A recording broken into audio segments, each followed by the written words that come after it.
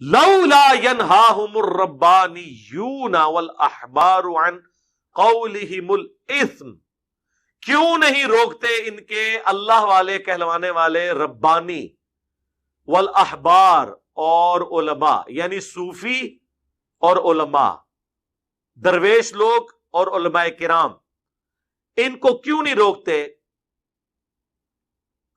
گناہ کے کاموں سے، وَأَكْلِهِمُ السُّحْتِ، اور حرام خوریاں کرنے سے؟ سر وہ کیوں روکیں گے؟ وہ تو خود ان کے ساتھ شامل ہیں، ان کے بینیفیشری ہیں، تقریر کر کے ہٹیں گے سود کے خلاف۔ اور ایک بندہ اگر جا کے ایک بینک میں کام کرنے والا بندہ ان کو چیک دینا کہ مدرسے کے لیے قبول کرے، قبول کر لیں گے، یہ نہیں کہیں گے کہ میں تو ابھی تقریر کر کے ہٹاؤں۔ بعد میں جب آپ پوچھیں گے تو وہ آپ کو جسٹیفائی بھی کریں گے کہ وہ سود عہدہ تے اللہ کا معاملہ ہے نا، ساڈے کول تے آن دیو۔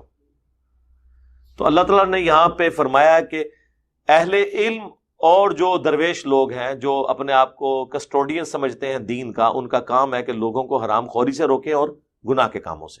کیوں نہیں یہ روکتے؟ اب یہ کس کو کہہ رہے تھے اللہ تعالیٰ؟ یہود و نصارہ کے علماء کو۔ لبئس ما کانوا یصنعون، کتنا ہی برا کام ہے، کتنے ہی برے کرتوت ہے جو وہ کیا کرتے تھے۔ یہ وہ آیت ہے جس کو میں نے کہا تھا کہ حسین ابن علی نے اسی آیت کو دلیل بنایا تھا اپنے قیام کی۔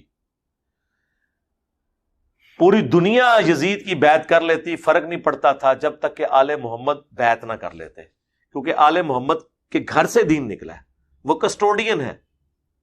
اگلے انبیاء کی اولادیں پیغمبر ہوتی تھی، ہمارے نبی کی اولاد پیغمبر نہیں ہوئی، لیکن اللہ تعالیٰ نے اہل البیت کو تمام جان والوں پر فضیلت دی، کسٹوڈین بنایا۔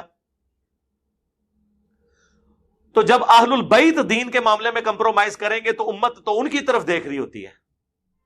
اسی لیے حسین ابن علی کو یہ پتا تھا کہ میں نے اگر بیعت کر لی تو بنو امیہ کی ملوکیت لیجیٹیمائز ہو جائے گی، اور یزید کو بھی پتا تھا پوری دنیا بیعت کر لے، میری حکومت کسی نے صحیح ماننی نہیں ہے جب تک حسین سے میں بیعت نہ کروا لوں۔ ورنہ کیا فرق پڑتا ہے جب 3 براعظموں نے تمہارے ہاتھ میں بیعت کر لی، ایک قبیلہ بیعت نہیں کر رہا حسین ابن علی کا، یا چلے بنو عباس بھی، وہ بھی ہاشمی خاندان میں، انہوں نے بیعت نہیں کی، عبداللہ ابن زبیر نے نہیں کی، کیا فرق پڑتا ہے؟ لیکن ان کو پتا ہے کہ یہ اس کو قانونی جو لبادہ ہے اسی وقت پہنایا جا سکتا ہے جب اہل بیت۔ اور حضرت حسین ابن علی اس کانٹیکسٹ میں کہ اللہ تعالیٰ یہ ڈانٹ رہا ہے کہ کیوں نہیں ان کے اللہ والے اور جو اہل علم تھے، جو پہلے بھی ہم اس میں پڑھ چکے ہیں کہ پیغمبروں کے جو جانشین تھے وہ ربانی اور احبار اور رہبان ہوا کرتے تھے، جو کتاب اللہ کے مطابق فیصلہ کیا کرتے تھے۔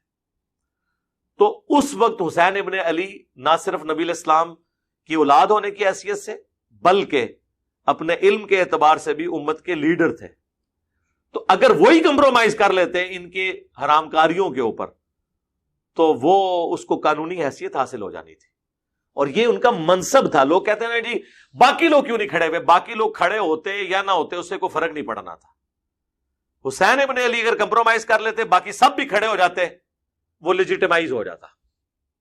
باقی سب بھی مان لیں، حسین ابن علی نہ مانے تو لیجیٹیمائز نہیں ہوگا۔ اور وہ اس آیت کے تحت کیوں نہیں روکا ان کے اللہ والوں نے اور اہل علم نے ان کو گناہ کے کاموں سے اور حرام خوریوں سے؟ کتنے ہی برے کرتوت ہیں جو وہ کیا کرتے تھے۔ کیوں روکنا تھا؟ وہ خود اس سسٹم کا حصہ تھے، یہود و نصارہ، تو وہ کس طرح وہ بینیفیشری تھے اس سسٹم کے، وہ کیسے روک سکتے تھے؟ کبھی نہیں روک سکتے تھے۔ اللہم من احییتہ منا فاحیہ علی الاسلام ومن توفیتہ منا فتوفہ علی الایمان رضیت باللہ ربا وبالاسلام دینا وبمحمد نبیا ورسولا، آمین۔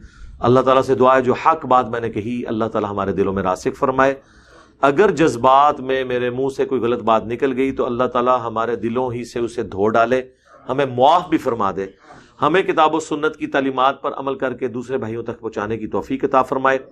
سبحانک اللہم وبحمدک، اشہد ان لا الہ الا انت، استغفرک واتوب الیک، وما علینا الا البلاغ المبین۔ جزاکم اللہ خیرا۔